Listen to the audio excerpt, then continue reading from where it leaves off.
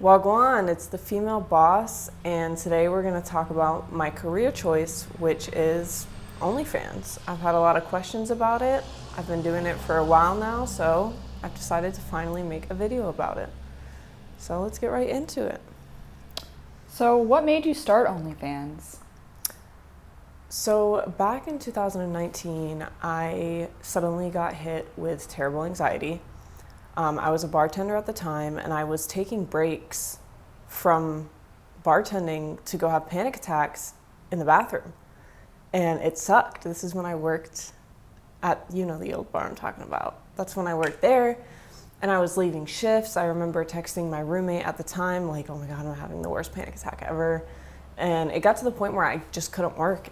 And I was already kind of in the career before, because I was a dancer before I started bartending, so it wasn't completely new to me. And I was like, what's better than working from home? And if I'm having a panic attack, then I don't have to work. And I just started it, and I've been doing it ever since. That was in October of 2019. What are some of the pros of the job? So the pros are, you work for yourself. You don't have any boss to tend to. You get to make your own schedule. The opportunities are endless. You have so much room to grow, and so long as you work hard every single day, you're never really going to stop growing, which I guess is just the pro to social media. There's always room to expand, in all the different ways possible. So that's probably the best pro. And there's a bunch of little pros in between, but that follows with a lot of cons too. What are some of the cons that no one talks about? So I think, and this is just from my perspective, I'm sure there's plenty of others, and this is going to get a little detailed, a little TMI, but say if you get your period, you're out of commission. I can't call in to a coworker and be like, hey, can you cover me? You got to make sure you have plenty of content ready for the week that you can't work, or if you get a yeast infection. Nobody wants to create OnlyFans content when they're in pain. Or say if somebody, and this is again, it's TMI, but I really want to tell you guys the insiders, say if somebody made a request for a custom video with something that you're not used to doing, and you hurt yourself in the process of that, I still have to make 25 more custom videos, no matter how bad I just hurt myself in the last video. And I know, people are like, oh, well, that's easy, that's nothing. It's like, whether you drown in 1 foot of water or 6 foot of water, you're still drowning, So it's like, a lot of people make it seem like, oh, that's nothing, that's easy, but these are my struggles that I deal with, you know what I'm saying, with my job. And again, people, as soon as you say you do OnlyFans, they're immediately going to get a red flag. Immediately. That's just how, their brain works, which it sucks because, I don't know. It's like meeting, I don't know, say if you go to the store and there's a guy there who's clearly an addict and struggling, your brain is immediately going to think negatively about that person. And that's kind of what it is like when you are a sex worker. So those are just minor cons. I mean, there's things you run into every day, but those are the main things. Like if I need coverage, I can't get it. People immediately judge you for what you do. No matter how much they say they don't, they just do. That's just society. And that, that's okay. But I kind of wish it wasn't there. So with it being such a taboo subject, how does it affect your relationships? So at first, it really did affect my relationships when I was so fresh into it. For me, to this day now, it doesn't affect my relationships because I won't bring somebody into my life who openly judges me for what I do. For the average person, people, like I was just saying, people see you, you tell them what you do, it's a red flag immediately. And that sucks that they have to get to know you before deciding if you're a bad person or not. They have to meet you and see into your everyday life to realize, oh, she does do this, but she's actually a really cool person, which for a lot of people, that is the case no matter what you do, whether you work at Starbucks, whether you work at Walmart. But if I were to come to you and say, oh, I work at Walmart, it's not an immediate red flag. if I say, oh, I work at OnlyFans, I work for OnlyFans, it's an immediate red flag. And it sucks that that is the first thought. But relationships, all my friends respect me, and they know who I am. So for me, it doesn't affect my relationships. Any boyfriend I've ever had came into the relationship knowing what I do. And it's one of the first things I tell them, like, look, this is what I do for work. If you're not okay with it, I totally understand that, but I'm not going to quit doing what I do for you. And I'll show you the ins and outs. So, to better put your mind at ease about it and make you understand it's not what you probably think immediately meeting me or hearing about it.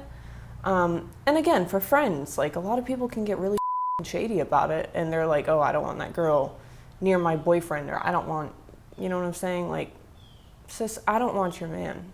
I don't know why you want your man. I don't want your man. So it sucks, but the people in my life personally, I don't deal with that. But I'm sure, well, I know girls do and men do. Whoever does it, it does affect their relationships. But mine, no. I don't give it the opportunity to do so with the people in my life. So what do you say to the people that do talk down on it when that does happen? Oof. I could argue about it. There's this huge thing about OnlyFans, and the first thing people love to say is she has no morals or they have no self-respect. My definition of self-respect, and I'm sure anybody's, is totally different to the next person's. So, like, I'm gonna ask them, okay, do you drink enough water? Do you get enough sleep? Are you stressed? Are you eating enough?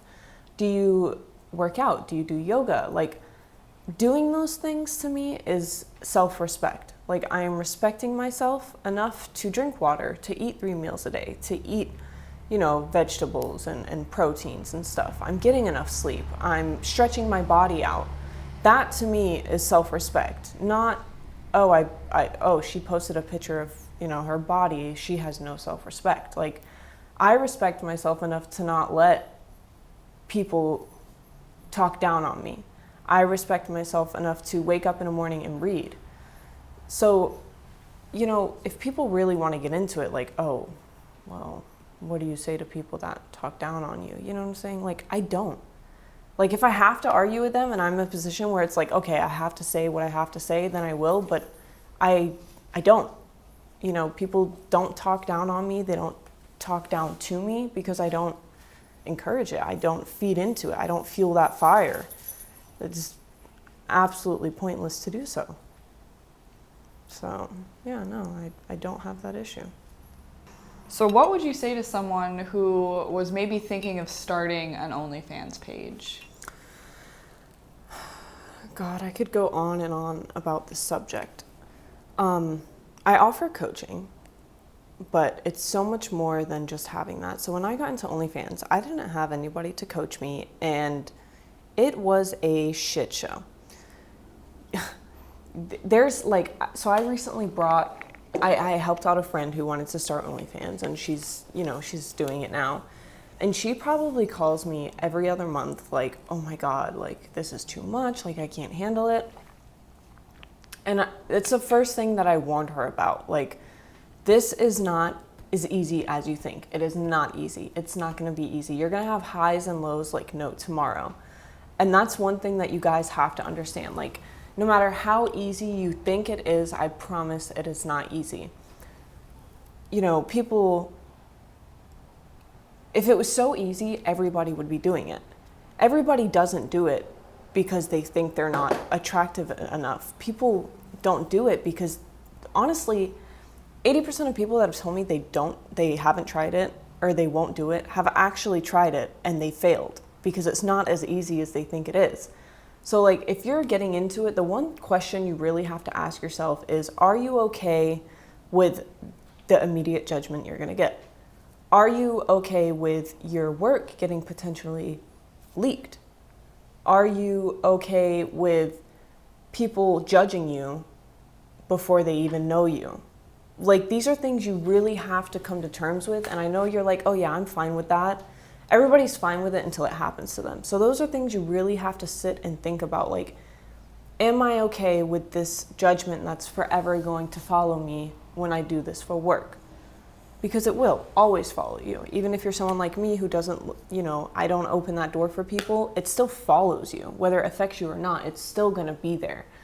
So that's something you really have to sit down and ask yourself, like, am I gonna be okay with this? And, the best way to go about it is just go into it with an open mind and find somebody who can mentor you, somebody who can lead you the way. I never had that. And to this day, I still do trial and error. I'm a lot better at it than I was when I started it, but there's still so many trial and error, that I just have to figure out. I don't have a mentor. I just figure it out. And, I'm very good at it now. But having someone to guide you makes it so much easier. So I would say definitely don't go into it alone, just so you can become more successful faster than you would if you were alone. So what would you say a typical work day looks like for you? Okay, so a work day for me, I try to get up early. I never do, so then I hate myself for it. I wake up at like 10 or 11, but I don't go to bed till 4 a.m. because I work very late. It's my own fault. But I wake up, drink my coffee, do my makeup, get dressed, get ready, and then I lay out X amount of costumes or outfits that I'm gonna wear for the day. And I start off with all of my customs that I've been requested. I might have, 20 custom videos, 50 custom pictures. So I get all of those out of the way first because they really do take the longest because they're customs and they're personalized for one person. Once I've gotten all of those out the way, I'll change again, and then I'll make TikToks for probably 2 or 3 hours. You scroll, you find a TikTok you want to make, you set up, you make the TikTok, and that's probably a 2 or 3 hour ordeal. After I've made TikToks, I will make exclusive OnlyFans content. So I go inside, change again, change my hair, redo my makeup, change into another outfit, and probably spend 3 to 4 hours making videos for OnlyFans, whatever videos I had lined up. After the videos, I'll change again, and I'll probably spend about 2 hours taking pictures, and then the rest of the night is editing the pictures. So in between editing, I will do my chores, run my errands, clean, take after the animals, do anything that I have to do around the house, and in between that, I will edit, finally wind down at like 10-ish p.m., but then I gotta work out because I work out at night because I wake up late.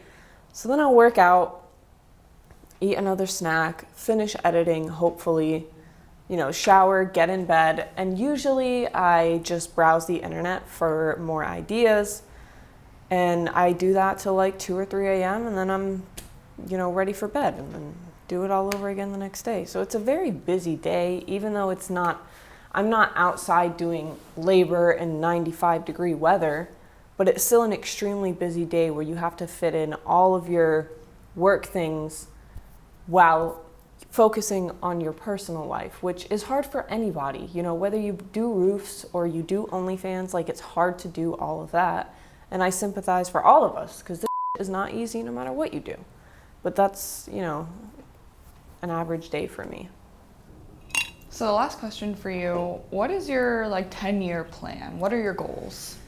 Ooh, so I'm gonna be honest, I don't think any of us have a goal, and if you do, congratulations, because I don't have a set plan. Right now, I am just buying houses, and I'm either reselling them, Airbnb, renting them. I have a few houses right now that are, investment properties. The house that I'm in currently is an investment property in the making. I'm probably gonna live here for at least a year before I move and do anything. It's very stressful for anybody to make big plans like this because it's really you're risking everything you have because you don't know if that idea is gonna fail or not. So for like the last 2 years, my investments have been insane. And it has honestly been so stressful. Like, there was a time not long ago, like a month ago, where I was like, I'm gonna have a heart attack or a stroke because I'm so stressed thinking of the next investment, because that's what this world makes you feel like. You have to have a plan, you have to have ideas. Like, what are your goals? You need to work on it right now, which I agree with, but it's so so much pressure that it's almost too stressful. So my goals right now is I'm relaxing for the next 6 months. Long term, I'm gonna have houses, hopefully enough houses that are just bringing in a nice steady paycheck so I don't have to keep doing OnlyFans. I'm obviously moving towards YouTube right now, which I know can be great for a lot of people. My next investment right now is YouTube and redoing a little studio to rent out for people. Long term, hope for the best. I don't know. You know, it's hard to say. It's just investments, mainly in houses. That's my next thing. What I would really like to do, and the only reason I don't add this into my 10-year plan is because I feel like it's not gonna bring in that much income, but it's something that I really want to do, is open an animal sanctuary, get all the animals that are at kill pens that are ready to be slaughtered and stuff, rescue those things in here. Right where I'm at right now, I bought it because it has some land and there's already an established little barn area. So I do plan on, when it's ready, it's not exactly safe yet for animals. That's in the picture of everything that I'm doing. Hopefully go get, you know, some animals, maybe a horse that needs saving, a couple of goats, chickens, pigs, because, you know, it's sad. I don't even like thinking about all that, but there's so many that need rescuing. That's what I really want to do as a whole. Like, I just don't think of that as an investment because that's like something I want to do from the heart. I don't want to work from the heart. I don't think anybody wants to work from the heart. So like, I don't include that because that's more of like something I feel like humans should be doing anyway. But that's a deep desire of mine. It always has been. I was a vet tech for a little bit and I quit because it was so sad compared to what people think it is. So yeah, that's my end goal when I'm happy and I don't have to work. That's what I would like to do. Okay guys, I appreciate you watching this video. I was trying to be as real as I possibly could. Hopefully it answered some of your guys' questions. I really appreciate it if you like and subscribe. I'm gonna be filming at least two YouTube videos a week and posting them. So comment what else you might want to hear about, what videos you want me to do. And you can find all my social medias in the description. Wagwan.